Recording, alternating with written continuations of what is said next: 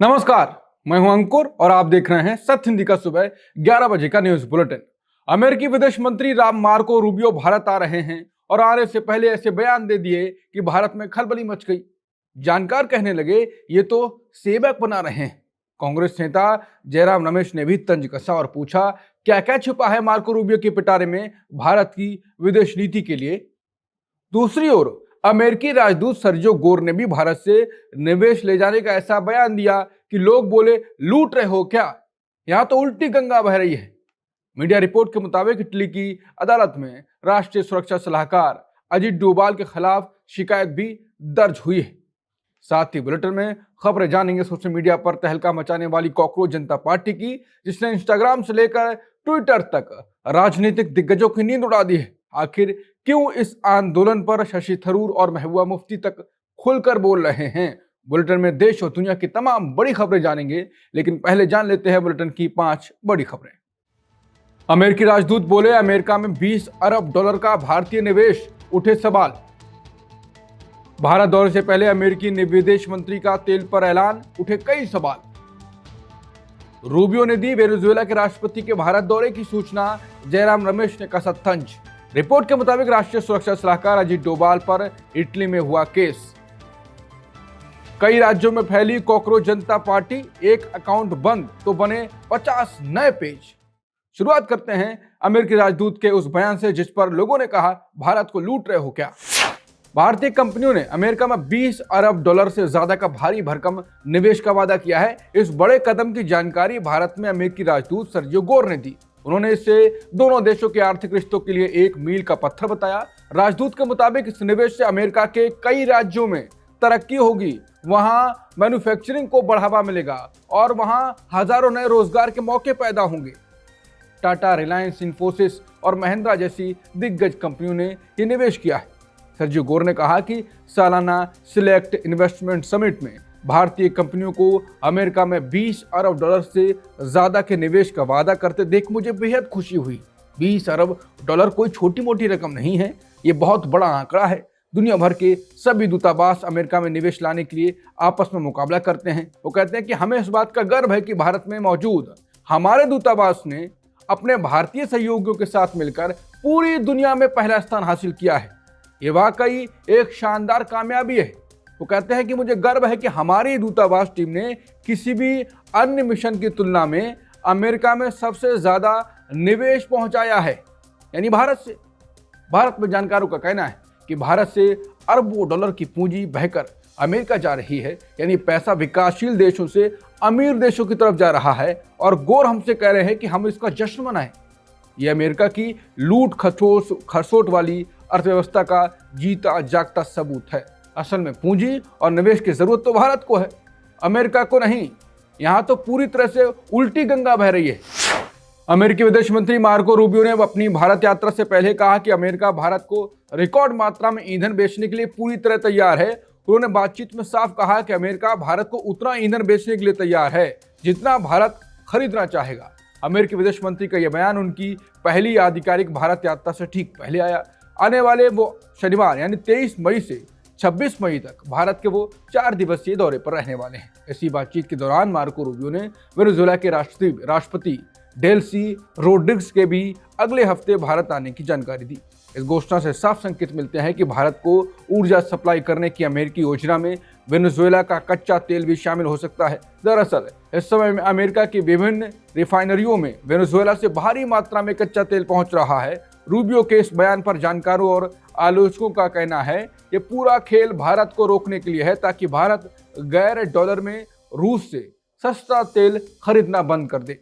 वो असल में भारत से कह रहे हैं कि ब्रिक्स देश को अपना पेमेंट सिस्टम छोड़ो और हमारे पाले में आ जाओ। वो कहते हैं कि हमारे सेवक बन जाओ, डॉलर खर्च करके हमारा महंगा तेल और गैस खरीदो और अपना सारा खजाना खाली कर दो, ताकि तुम्हारे देश में पैसों की किल्लत हो जाए, कंगाली हो जाए और लोग सड़कों पर दंगे करने लगे। एक अच्छे सेवक की तरह हमारी बात मानो, ये आलोचक कह रहे हैं। कांग्रेस नेता जयराम रमेश ने भारत की विदेश नीति में अमेरिकी दखल को लेकर सरकार पर निशाना साधा। उन्होंने अमेरिकी विदेश मंत्री मार्को रूबियो के बयानों को हवाला देकर गंभीर सवाल खड़े किए। जयराम रमेश के मुताबिक पिछले साल ऑपरेशन सिंदूर रोकने का ऐलान भी रूबियो ने ही किया था। अब वेनेजुएला के राष्ट्रपति के भारत दौरे की जानकारी भी सबसे पहले रूबियो ही ने ही दी है। हैरान करने वाली बात यह है कि भारत सरकार ने खुद अभी तक इस पर कुछ नहीं कहा था। अब पता चला है कि वेनेजुएला के राष्ट्रपति अगले हफ्ते नई दिल्ली में इंटरनेशनल बिग कैट अलायंस की शुरुआत में शामिल होने वाले थे। हालांकि अफ्रीका में इबोला वायरस फैलने की वजह से इस कार्यक्रम को फिलहाल टाल दिया गया है। आखिर अमेरिकी विदेश मंत्री के पिटारे में भारतीय विदेश नीति के लिए और क्या क्या छुपा है?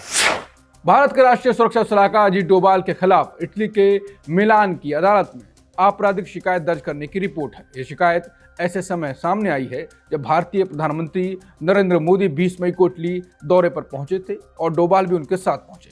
शिकायत में आरोप लगाया गया है कि अजीत डोभाल ने इटली में रह रहे खालिस्तान रेफरेंडम समर्थकों के खिलाफ ट्रांसनेशनल रिप्रेशन यानी विदेशी धरती पर डराने धमकाने और दबाव बनाने वाली गतिविधियों का संचालन किया।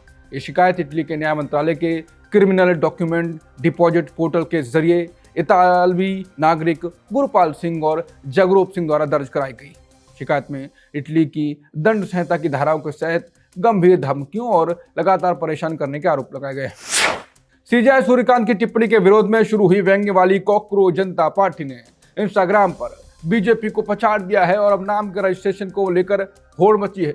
कॉकरोच जनता पार्टी को अपना नाम बनाने के लिए अब तक ट्रेडमार्क विभाग के पास 3 ट्रेडमार्क अर्जी दाखिल हो गई हैं। ये सभी आवेदन क्लास 45 के तहत किए गए हैं जो कानूनी और व्यक्तिगत सुरक्षा सेवाओं से जुड़ा हुआ है। इंटरनेट पर खुद को सुस्त और बेरोजगारों की आवाज बताने वाली इस पार्टी की शुरुआत हाल ही में हुई थी। सीजेआई सूर्यकांत ने बेरोजगार युवाओं की तुलना कॉकरोच और परजीवी से की थी, जिससे लोग भड़क गए थे। पुणे के अभिजीत दिपके ने इस गुस्से को एक मजाक में बदला जो देखते ही देखते देश का सबसे बड़ा आंदोलन बनता हुआ दिखाई दे रहा है।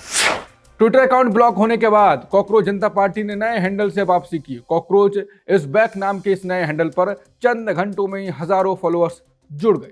दीपके का कहना है कि सरकार उनके पेज की लगातार बढ़ती लोकप्रियता से पूरी तरह डर गई है। उन्होंने सरकार के इस कड़े कदम को अपने ही सिर पैर पर कुल्हाड़ी मारना बताया। इस कार्रवाई के विरोध में अब देश के कई बड़े नेता और सामाजिक कार्यकर्ता भी खुलकर सामने आ गए।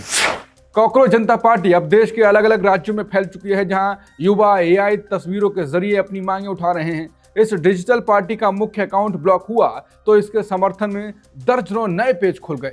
महाराष्ट्र, पश्चिम बंगाल, तेलंगाना, केरल और जम्मू जैसे राज्यों के नाम पर 50 से ज्यादा अकाउंट बन चुके हैं। इन सभी पेज पर आर्टिफिशियल इंटेलिजेंस यानी एआई से बनी बेहद आकर्षक तस्वीरें शेयर की जा रही हैं। इन डिजिटल पोस्टर्स के जरिए अब हर राज्य के युवा अपनी स्थानीय मांगे सरकार के सामने रख रहे हैं। उदाहरण के लिए महाराष्ट्र के पेज ने युवाओं के लिए 5 सूत्रीय घोषणा पत्र में जारी कर दिया है। इस घोषणा पत्र में रोजगार, साफ पानी, बिजली और भ्रष्टाचार मुक्त शासन जैसी बुनियादी मांगे उठाई गई। इंटरनेट पर इस पार्टी के बढ़ते दबदबे को देखकर अब इसके विरोधी भी एक्टिव हो गए।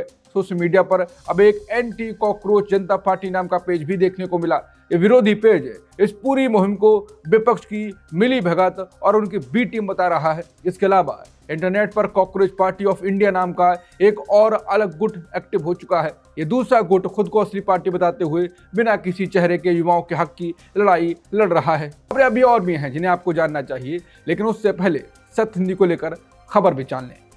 अगर आपको सत्य हिंदी का काम पसंद है तो सत्य हिंदी और अच्छा काम करे, उसके लिए आपका समर्थन भी, सपोर्ट भी जरूरी है। इसके लिए आपको कुछ बड़ा नहीं करना है। पहला कदम यह है कि सत्य हिंदी का ऐप अगर आप चाहते हैं तो डाउनलोड कर लें, जिससे आप ये बुलेटिन, दूसरे वीडियोस और खबरें एक ही जगह देख सकेंगे और पढ़ सकेंगे। और आप सत्य हिंदी की मेंबरशिप लेकर भी सत्य हिंदी के काम को सपोर्ट कर सकते हैं। तो अब बुलेटिन में आगे देखिए। महबूबा मुफ्ती ने की कॉकरोच जनता पार्टी की तारीफ। थरूर बोले, कॉकरोच जनता पार्टी ने विपक्ष को नया रास्ता दिखाया। नीट पर कांग्रेस का जबरदस्त विरोध प्रदर्शन, राहुल गांधी ने पीएम मोदी को घेरा। और ईद पर पशु वध पाबंदी के खिलाफ याचिकाएं कलकत्ता हाई कोर्ट से खारिज। जम्मू कश्मीर के पूर्व मुख्यमंत्री और पीडीपी अध्यक्ष महबूबा मुफ्ती ने कॉकरोच जनता पार्टी का समर्थन करते हुए कहा कि देश के युवा नफरत की राजनीति छोड़ बदलाव की नई क्रांति ला रहे हैं। उन्होंने कहा कि भारत को एक क्रांति की जरूरत है और जेन ज़ी इस बदलाव की कमान संभालने लगी है। उन्होंने युवाओं के इस कदम को एक लंबे समय के बाद सुरंग के मुहाने पर दिखने वाली रोशनी बताया। शशि थरूर ने कॉकरोच जनता पार्टी के मुद्दे को सही बताते हुए विपक्षी से युवाओं के इस गुस्से को चुनावी बदलाव में बदलने की अपील की। उन्होंने कहा, युवाओं की ये नाराजगी दिखाती है कि वो मौजूदा व्यवस्था से कितने परेशान हैं। इतने कम समय में इस आंदोलन का वायरल होना लोकतंत्र के लिए एक बहुत अच्छी बात है। थरूर के मुताबिक इस मजाकिया और गंभीर आंदोलन ने जनता को अपनी बात रखने का जरिया दिया, लेकिन अब मुख्य धारा के विपक्षी दलों के सामने इस गुस्से को चुनावी बदलाव में बदलने की बड़ी चुनौती है।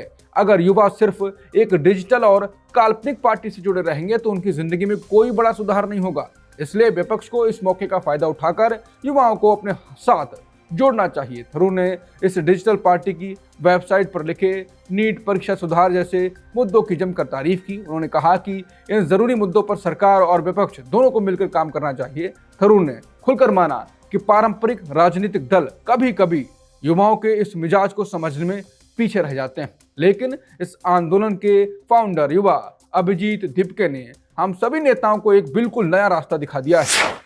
नीट पेपर लीक मामले में राहुल गांधी ने पीएम मोदी और शिक्षा मंत्री धर्मेंद्र प्रधान पर छात्रों के भविष्य से खिलवाड़ करने का गंभीर आरोप लगाया। उन्होंने सरकार पर निशाना साधते हुए कहा कि पीएम मोदी ने इस बड़ी गड़बड़ी की अब तक कोई जिम्मेदारी नहीं ली। राहुल गांधी का आरोप है कि इतनी बड़ी लापरवाही के बाद भी शिक्षा मंत्री धर्मेंद्र प्रधान को पद से नहीं हटाया गया। उन्होंने सोशल मीडिया प्लेटफॉर्म एक्स पर लिखा कि जब तक धर्मेंद्र प्रधान इस्तीफा नहीं देते, कांग्रेस का यह आंदोलन बिल्कुल नहीं रुकेगा। इसके साथ ही उन्होंने देश में पेपर लीक रोकने के लिए एक मजबूत और सुरक्षित सिस्टम बनाने की मांग भी की। पीएम मोदी पर तंज कसते हुए उन्होंने कहा कि जब पीएम इटली में रील बनाने में लगे थे, तब भारत के युवा न्याय के लिए सड़कों पर लाठियां खा रहे थे।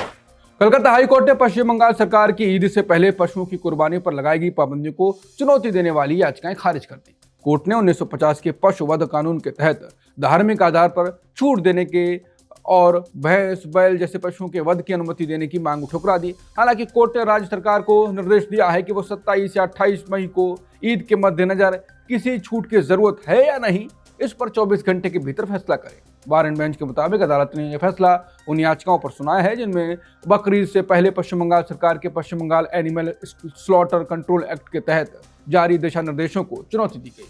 13 मई को जारी सार्वजनिक सूचना में सरकार ने कहा था कि बैल, सांड, गाय, बछड़े और भैंसों का वध फिटनेस सर्टिफिकेट के बिना नहीं किया जा सकता। गुरुवार के फैसले में अदालत ने कहा कि सुप्रीम कोर्ट पहले ही साफ कर चुका है कि ईद उल अजहा यानी बकरीद के त्योहार में गाय की कुर्बानी कोई जरूरी धार्मिक प्रथा नहीं है और ये इस्लाम के तहत धार्मिक आवश्यकता का हिस्सा नहीं है।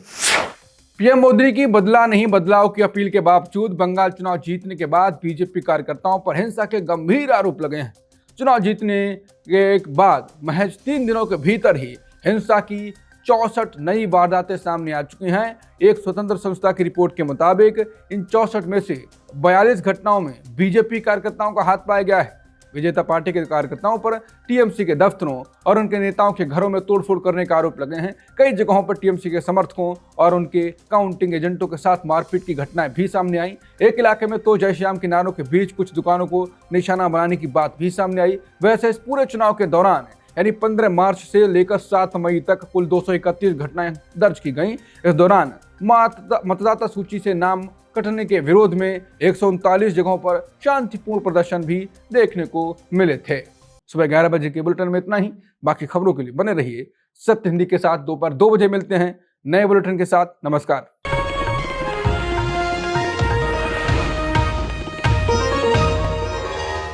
Copyright disclaimer under Section 107 of the Copyright Act 1976. Allowance is made for fair use for purposes such as criticism, comment, news reporting, scholarship, and research. Fair use is a use permitted by copyright statute that might otherwise be infringing.